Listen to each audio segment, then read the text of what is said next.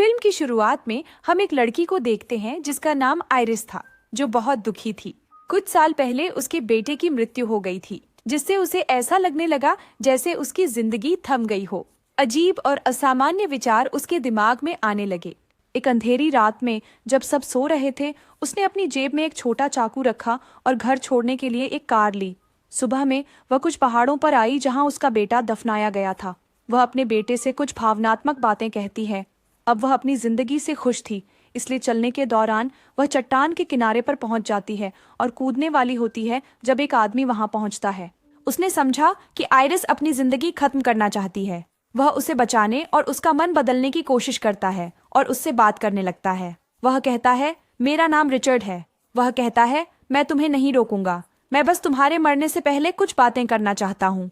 वह उसे एक लड़के की कहानी सुनाता है जो बहुत जीवन था। उसे कारों और ऐसी सभी चीजों में रुचि थी जो किसी भी युवा लड़के के जीवन में उत्साह ला सकती थी। लेकिन फिर एक दिन जब वह अपने दोस्त के साथ जा रहा था, उसकी कार का एक्सीडेंट हो गया। वह बच गया, लेकिन उसका दोस्त मर गया और इस सदमे ने उसे कई महीनों तक सुन्न रखा। लेकिन जब वह इससे उभरा तो उसने महसूस किया कि उसके परिवार ने उससे बहुत प्यार किया और वे उसके बेहतर होने का इंतजार कर रहे थे। उसने तब महसूस किया कि अपनी जिंदगी को रोकना कितना गलत था। वह आइरिस से कहता है कि इस कहानी का उद्देश्य सिर्फ यह कहना है कि कोई मरना नहीं चाहता, बस कुछ कमजोर क्षण हमें इस कह रहे, अब तुम चाहो तो मार सकते हो, मैं जा रहा हूँ। यह कहकर वह चला गया, लेकिन उसकी बातों का आइरिस पर असर हुआ। उसने भी मरने का विचार छोड़ दिया और अपनी कार की ओर लौट गई। जब वह वहां पहुंची तो उसने देखा कि रिचर्ड ने अपनी कार उसकी कार के ठीक बगल में पार्क की थी, जिस वजह से वह अपनी कार का दरवाजा नहीं खोल पा रही थी। अब रिचर्ड अपनी कार से छतरी लेकर आया। वह उससे कहता है, मैं तुम्हारी मदद करूंगा दरवाजा खोलने में। यहाँ आइरिस को अजीब लगा कि वह धूप के बावजूद छाता लाया था। वह आइरिस पर छाते से हमला करता है और यह पता चलता है कि वह एक इलेक्ट्रिक छाता था, जिसने उसे गंभीर झटका दिया और वह बेहोश होकर गिर गई। जो थोड़ी सी चेतना उसे थी, उसने सिर्फ महसूस किया कि रिचर्ड उसके हाथ और पैर बांध रहा था। इसके बाद उसने उसे उठाया और अपनी कार में फेंक दिया। जब उसे होश आया तो आइरिस ने रिचर्ड से बात नहीं की, लेकिन चालाकी से अपनी स्मार्ट वॉच से अपने पति को कॉल करने की कोशिश की। और रिचर्ड ने यह महसूस किया और उससे कहा कि चाहे तुम कितना भी कोशिश करो, यहाँ कोई सिग्नल नहीं है, तुम किसी को मदद के लिए कॉल नहीं कर पाओगी। अब यह आइडिया उसके लिए काम नहीं आया। उसी समय उसे एक और विचार आता है। उसने रात में अपनी जेब में एक चाकू भी रखा था। वह चुपचाप उसे निकालती है और उसे अपने हाथों की रस्सी काटने की कोशिश करती है। इसके दौरान शोर हो सकता था, इसलिए वह लगातार रिचर्ड से बात करती रहती है। जैसे ही उसके हाथ आजाद होते हैं, समय बर्बाद किए बिना वह रिचर्ड पर हमला भी कर देती है। रिचर्ड की कार उसके हमले के कारण संतुलन खो बैठती है और एक पेड़ से टकरा जाती है। इस दुर्घटना में दोनों घायल हो जाते हैं। वह यहाँ से भी रिचर्ड से बचना चाहती है। वह तुरंत सीट बेल्ट की मदद से रिचर्ड का गला घोंटने की कोशिश करती है, लेकिन रिचर्ड बचने में कामयाब हो जाता है, खुद को बचाता है। आइरिस उस पर तीसरी बार हमला करती है, जिससे वे दोनों कार से बाहर गिर जाते हैं। आइरिस के पास रिचर्ड की ओर एक चाकू था, तो रिचर्ड ने कहा, क्या मैं तुम्हें मूर्ख लग रहा हूँ जो मैं तुम्हारे सामने इतनी शांति से खड़ा रहूंगा? वास्तव में मैंने तुम्हें ऐसी चीज का इंजेक्शन दिया है जो तुम्हारे शरीर को 30 मिनट के भीतर पूरी तरह से जड़ कर देगा। हिलते हुए या यहाँ तक कि दौड़ते हुए तुम बोल भी नहीं पाओगी और उस समय जो भी तुम करना चाहोगी नहीं कर पाओगी। रिचर्ड के शब्दों ने उसे वाकई में बहुत डरा दिया। वह जितना तेज हो सके जंगल की ओर दौड़ती है, लेकिन दौड़ते दौड़ते उसने सचमुच महसूस किया कि उसकी जिंदगी खत्म हो रही है। उसकी टांगें वो काम करना बंद कर चुकी हैं। उसका शरीर भी काम करना बंद कर देता है और वह चलने की बजाय रेंगने लगती है। रिचर्ड भी उसके करीब आ गया था, उसे ढूंढते हुए। उसे बचने के लिए वह एक काउंटर टॉप के नीचे छुप गई, जहां से सीढ़ियां ऊपर जा रही थी, और डर के मारे चिल्ला उठी। इस तरह रिचर्ड को उसकी जगह का पता चल गया। खुद को रिचर्ड से बचाने के लिए उसने किसी तरह खुद को एक नदी में घसीट लिया। दूर से रिचर्ड चिल्लाया कि वह गलत कर रही थी, वह निर्णय नहीं कर पाएगी, डूब जाएगी, मर जाएगी। लेकिन आइरिस उसकी बातों को नजरअंदाज कर देती है। वह वास्तव में तैर नहीं सकती थी, लेकिन धारा के साथ वह झरने के दूसरी ओर पहुंच जाती है। वह गई, किनारा पास में था। उसने देखा कि उसके पूरे शरीर के लकवाग्रस्त होने में केवल 1 मिनट बचा है। अपनी सारी ताकत का उपयोग करते हुए वह किनारे तक पहुंची। उसने अपने सामने एक फार्म हाउस देखा। उसने फार्म हाउस तक पहुंचने की पूरी कोशिश की, लेकिन वह उसके पहले ही गिर गई। अब वह न चल सकती थी, न हिल सकती थी, न बोल सकती थी। उसके नियंत्रण में क्या था? केवल आंखें हिला सकती थी। काफी देर यहाँ पड़े रहने के बाद इस फार्म हाउस में काम करने वाले एक बूढ़े आदमी की नजर उस पर पड़ती है। वह उससे पूछता है, तुम्हें क्या हुआ? लेकिन आयरिस उसे जवाब नहीं दे पाती। अब यह बूढ़ा आदमी उससे छोटे प्रश्न पूछता है, जैसे क्या तुम मुझे सुन सकती हो? क्या तुम मुसीबत में हो? क्या आपको मदद की जरूरत है? आयरिस अपनी आंखों से इन सवालों का जवाब देती है।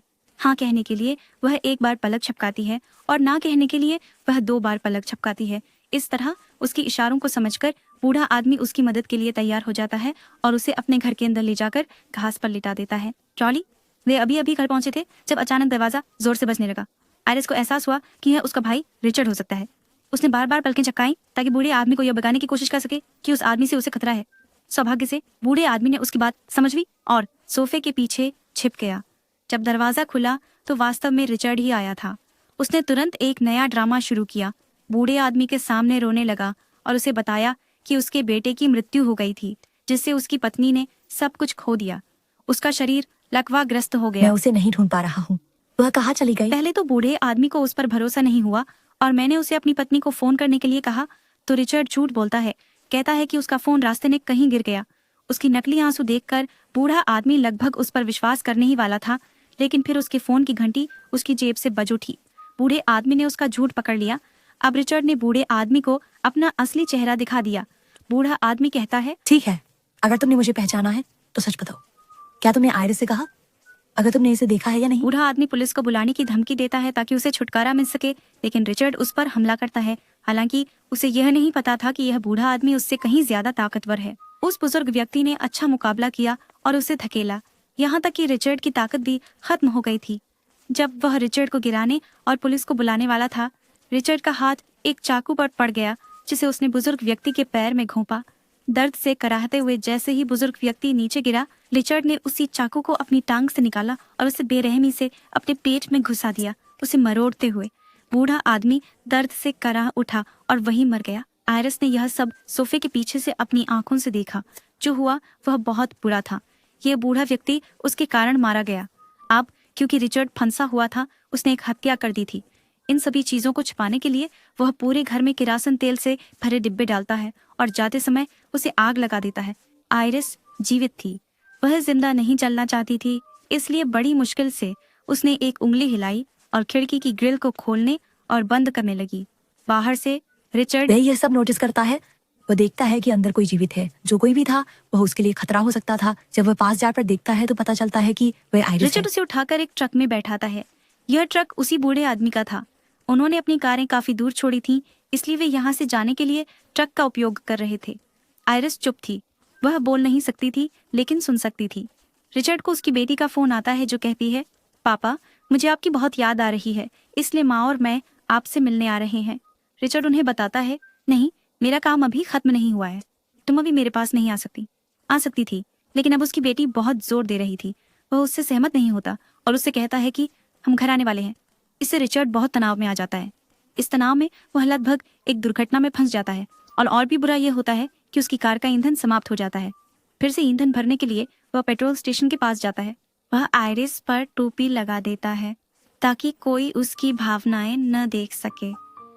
यहाँ आयरिस अपनी पूरी ताकत का उपयोग करके सीट बेल्ट खोलने की कोशिश करती है, लेकिन शरीर में लकवा मार जाने के कारण उसके हाथों की हल्की सी हरकत भी काफी महत्वपूर्ण थी। वहीं उसे एक लड़की दिखाई देती है जो उसके बेटे की उम्र की थी।